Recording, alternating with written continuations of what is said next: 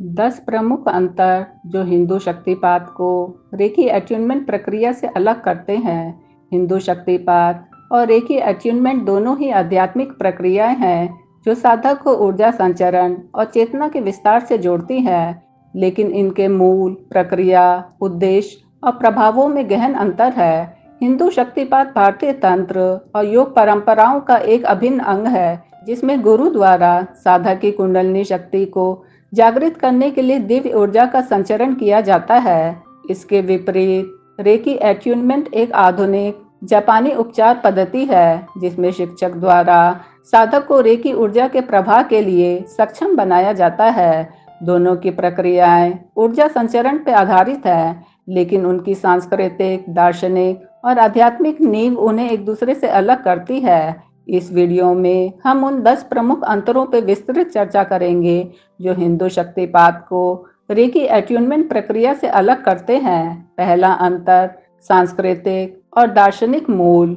हिंदू शक्तिपात हिंदू तंत्र, योग और वेदांत की प्राचीन परंपराओं में निहित है, जो कुंडलिनी शक्ति, चक्र प्रणाली और आत्म साक्षात्कार पर केंद्रित है। इसका दार्शनिक आधार हिंदू धर्म के ग्रंथों जैसे उपनिषदों और तंत्र शास्त्रों पर आधारित है। रेकी एट्यूनमेंट का उद्भव 20वीं सदी के जापान में मिकाओ उसाई द्वारा हुआ और यह बौद्ध और शिंटो परंपराओं से प्रभावित है, जो सार्वभौमिक जीवन ऊर्जा या यूनिवर्सल लाइफ फोर्स पर आधारित है। दूसरा अंतर उद्देश्य में है। शक्तिपात का प्रारंभिक उद्देश्य साधक की कुंडलिनी शक्ति को जागृत करना और उसे सहस्त्रार्थ चक्र तक ले जाकर आत्म साक्षात्कार और मोक्ष की ओर अग्रसर करना।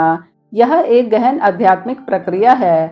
रेकी एट्यूनमेंट का उद्देश्य साधक को रेकी ऊर्जा के प्रवाह के लिए सक्षम बनाना है, ताकि वह स्वयं और दूसरों का शारीरिक, मानसिक और भावनात्मक उपचार कर सके। इसका फोकस मुख्य रूप से उपचार और संतुलन पर है। तीसरा अंतर, ऊर्जा का स्वरूप। शक्तिपात में संरचित ऊर्जा कुंडलिनी शक्ति है, जो साधक के भीतर सुप्त रूप में मूलाधार चक्र में निवास करती है। यह एक तीव्र, परिवर्तनकारी और आध्यात्मिक ऊर्जा है। रेकी एट्यूनमेंट में संचरित ऊर्जा यूनिवर्सल लाइफ फोर्स एनर्जी है, जो बाहरी स्रोत से प्रवाहित होती है और सौम्य और हीलिंग प्रकृति की होती है। चौथा अंतर, संचरण की प्रक्रिया। शक्तिपात में गुरु साधक की कुंडलिनी को जागृत करने के लिए अपनी आध्यात्मिक शक्ति का उपयोग करता है, जो नजर, स्पर्श, मंत्र या इच्छा के माध्यम से हो सकता है। यह प्रक्रिया अत्यंत व्यक्तिगत और गुरु शिष्य संबंध पर निर्भर करती है। रेकी एट्यूनमेंट एक संरचित प्रक्रिया है, जिसमें शिक्षक विशिष्ट प्रतीकों, मंत्रों और अनुष्ठानों के माध्यम से साधक के ऊर्जा चैनलों को खोलता है। यह प्रक्रिया मानकीकृत और टीचर और स्टूडेंट संबंध पर आधारित है। पांचवा अंतर, गुरु या शिक्षक की भूमिका। शक्तिपात में गुरु की भूमिका सर्वोपरि है, क्योंकि वह एक आध्यात्मिक सिद्ध व्यक्ति होता है, जिसके पास कुंडलिनी जागरण की शक्ति होती है। गुरु का आध्यात्मिक स्तर और साधना इस प्रक्रिया की सफलता को निर्धारित करती है। रेकी एट्यूनमेंट में शिक्षक एक प्रशिक्षित व्यक्ति होता है, जिसे रेकी मास्टर से एट्यूनमेंट प्राप्त हुआ है। शिक्षक का आध्यात्मिक स्तर उतना महत्वपूर्ण नहीं है जितना उसका प्रशिक्षण और तकनीकी ज्ञान। छठा अंतर, साधना की आवश्यकता। शक्तिपात के लिए साधक को गहन यौगिक साधना जैसे प्राणायाम, ध्यान और मंत्र जाप की आवश्यकता होती है, ताकि वह कुंडलिनी ऊर्जा को संभाल सके। यह प्रक्रिया दीर्घकालिक और अनुशासित साधना की मांग करती है। रेकी अट्यूनमेंट के लिए ऐसी गहन साधना की आवश्यकता नहीं होती। साधक को केवल अट्यूनमेंट प्रक्रिया से गुजरना होता है और वह तुरंत रेकी ऊर्जा का उपयोग शुरू कर सकता है। सातवां अंतर, शारीरिक और मानसिक प्रभाव।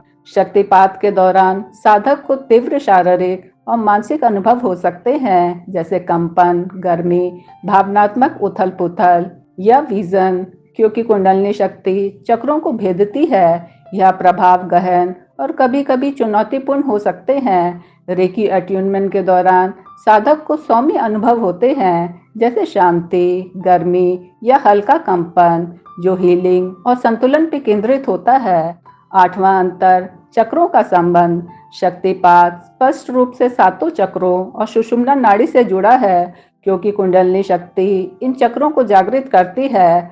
प्रत्येक चक्र के जागरण से विशिष्ट आध्यात्मिक अनुभव जुड़े होते हैं। रेकी अट्यूनमेंट में चक्रों पर विशेष ध्यान नहीं दिया जाता, हालांकि कुछ रेकी प्रणालियां चक्रों को शामिल करती हैं। रेकी मुख्य रूप से ऊर्जा प्रवाह और मेरिडियन पे केंद्रित है। नवा अंतर, जोखिम और चुनौतियां।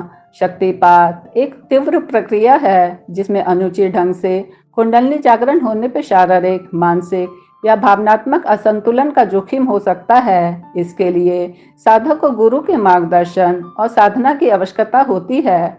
रेकी अट्यूनमेंट एक सौम्य और सुरक्षित प्रक्रिया है जिसमें जोखिम न्यूनतम होते हैं और यह सभी के लिए आसानी से सुलभ है। 10वां अंतर, दीर्घकालिक प्रभाव। शक्तिपात का प्रभाव साधक के जीवन को स्थायी रूप से बदल सकता है, क्योंकि यह उसे आत्म साक्षात्कार और परम चेतना की ओर ले जाता है। यह एक गहन आध्यात्मिक यात्रा का प्रारंभ है। रेकी अट्यूनमेंट का प्रभाव उपचार और संतुलन तक सीमित हो सकता है, और यह साधक को आध्यात्मिक उत्थान की ओर ले जाने के लिए डिजाइन नहीं किया गया है। हालांकि यह व्यक्तिगत विकास में सहायक हो सकता है। ये 10 अंतर स्पष्ट करते हैं कि हिंदू शक्तिपात और रेकी अट्यूनमेंट हालांकि ऊर्जा संचरण की प्रक्रियाएं हैं, उनकी नींव, प्रक्रिया और उद्देश्य में गहन भिन्नताएं हैं। शक्तिपात एक प्राचीन, तांत्रिक और गहन आध्यात्मिक प्रक्रिया है जो साधक को परम सत्य की ओर ले जाती है,